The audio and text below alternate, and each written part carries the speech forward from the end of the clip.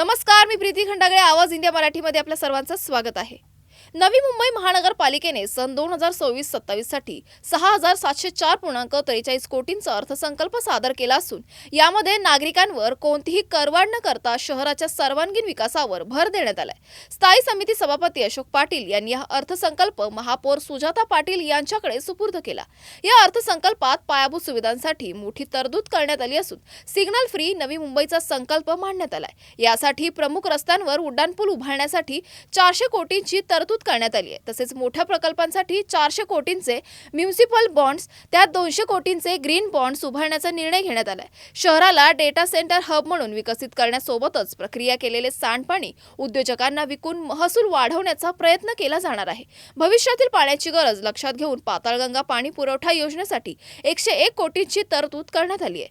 घनसोली येथे भव्य क्रीडा संकुलन उभारण्याचा प्रस्ताव असून यासाठी यंदा 40 कोटी राखीव ठेवण्यात आले.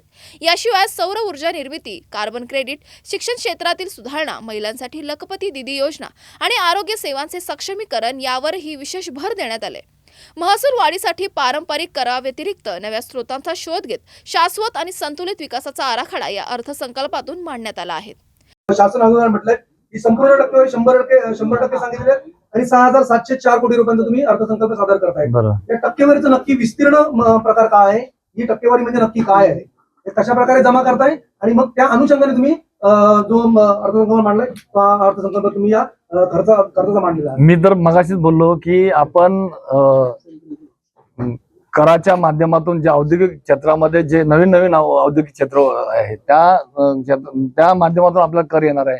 पाणी अनधिकृत कनेक्शन आहे त्यांना अधिकृत कनेक्शन आपण देऊन जे नवी मुंबईमध्ये अनेक पाण्याच्या बाबतीमध्ये ते सुद्धा आपण उत्पन्नाच्या माध्यमातून ते सुद्धा उत्पन्न आपलं वाढणार आहे.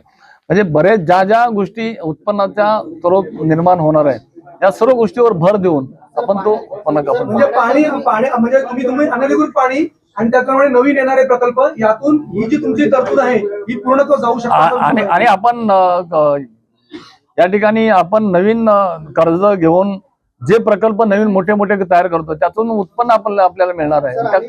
तुर्तास वेळ झाली. येथे सामन्याची नवीन बातम्या बघण्यासाठी बघत राहा आवाज इंडिया मराठी, शोध सत्याचा.